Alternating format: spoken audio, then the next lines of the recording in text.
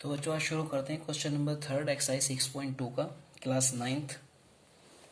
Question कह रहा है ए बी पैरेलल है सी डी के, A B parallel to C D and E F perpendicular. ये उल्टा टी किसका सिंबल है? प्रीपेंडिकुलर टू सी डी, यानी ये ई एफ है, ये सी डी लाइन है, इसके प्रीपेंडिकुलर है, यानी सी डी और ई एफ के बीच कितना एंगल है? 90 डिग्री। इसको हम कहते हैं प्रीपेंडिकुलर। अगर दो लाइंस के बीच में 90 डिग्री एंगल हो तो उसको कैसे लिखते हैं? इस तरीके से लिखते हैं। And angle G E D 126 G E D, यानी ये एंगल जी ई डी यानी इस लाइन से लेके और यहाँ डी तक ये वाला एंगल कितना गिवन है हमें? 126। ठीक है। फाइंड ए जी ई। एक तो हमें ये एंगल फाइंड करना है ए जी ई, इसका नाम देता हूँ मैं एंगल 1। एंगल 1 जी ई एफ यानी कि जी ई एफ यानी ये वाला एंगल इतना, इस एंगल का इतना पार्ट का नाम देता हूं मैं एंगल 2। और एफ जी ई यानी ये वाला एंगल एंगल 3। ठीक है।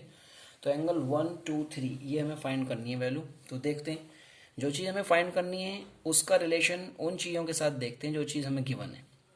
तो हमें गिवन थी 126 डिग्री एंगल, तो हम ये देखते हैं 126 डिग्री एंगल का रिलेशन कौन कौन से एंगल के साथ है। नंबर एक बात तो ये है कि 126 यहाँ से यहाँ तक कवर कर रहा है।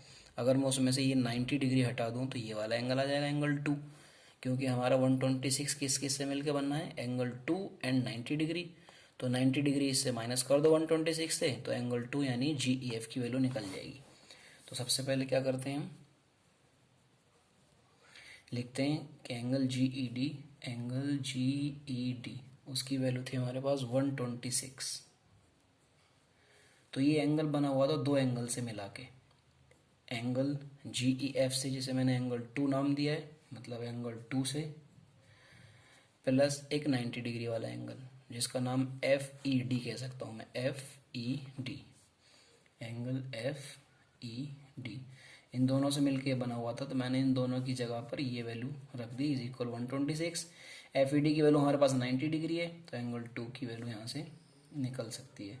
90 पुट करा इज इक्वल 126, तो एंगल 2 इज इक्वल 126। ये 90 उठा के इधर लाएंगे तो माइनस में आएगा, तो एंगल 2 की वैल्यू यहाँ से निकलेगी कितनी? 36। तो बच्चों एक तो वैल्यू हमारे पास निकल गई एंगल 2। अब हमें निकालना था एंगल 1 और एंगल 3। तो देखते हैं एंगल 1 का कोई रिलेशन 90 डिग्री के साथ या 126 के साथ है नहीं है। तो हम देखते हैं ट्रांसवर्सल। इफ ये हमें गिवन था कि A B parallel C D, A B parallel है सी डी के and G E is transversal, G E is transversal, क्योंकि इसमें दो लाइंस हमें ट्रांसवर्सल नजर आ रही हैं। एक जी ई भी है जो ए बी और सी डी को कहीं ना कहीं इंटरसेक्ट कर रही है, और एक लाइन ई एफ भी है जो इन दोनों को इंटरसेक्ट कर रही है। तो हम ये बताएंगे कि हम कौन सी ट्रांसवर्सल को लेके एंगल्स फाइंड करने जा रहे हैं। तो हमने जी ई ट्रांसवर्सल ली, तो ये एंगल 1 देखिए, पैरेलल लाइन से शुरू हुआ ट्रांसवर्सल तक एंगल 1 बना हुआ है। तो इसका ऑल्टरनेट इंटीरियर एंगल कौन सा होगा? जो इस पैरेलल लाइन से शुरू हो और जो सी डी पैरेलल लाइन है इस ट्रांसवर्सल से शुरू हो, ट्रांसवर्सल यहाँ से शुरू हुआ और पैरेलल लाइन कहाँ तक थी? डी तक। कई कई बच्चों को ऐसा लगता है एंगल 1 इज इक्वल एंगल 2। तो बच्चों एंगल 2 जो है वो पैरेलल लाइन तक तो आ ही नहीं रहा, एंगल 2 तो यहाँ पे ख़त्म हो गया। तो एंगल 1 वो किसके इक्वल होगा? एंगल 1 हम देखेंगे इनकी लोकेशन होती है हमेशा पैरेलल लाइन से शुरू होकर ट्रांसवर्सल तक, ऐसे ही यहाँ ट्रांसवर्सल से शुरू होकर पैरेलल लाइन तक। तो यहाँ एंगल 2 तक नहीं लेंगे बल्कि पूरा 126 लेंगे, यानी एंगल 1 की जो वैल्यू होगी, angle 1 is equal angle G E D, यानी 126 वाला एंगल जी ई डी। और रीजन क्या लिखेंगे? दोनों क्या है? ऑल्टरनेट इंटीरियर एंगल, जो आपस में इनकी वैल्यू इक्वल होती है।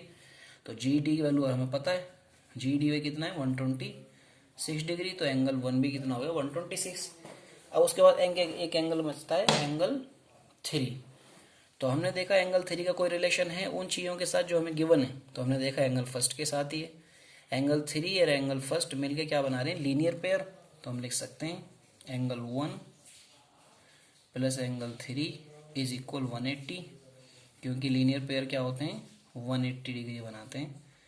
LP लिख सकते हैं लीनियर पेयर को शॉर्ट में, ठीक है।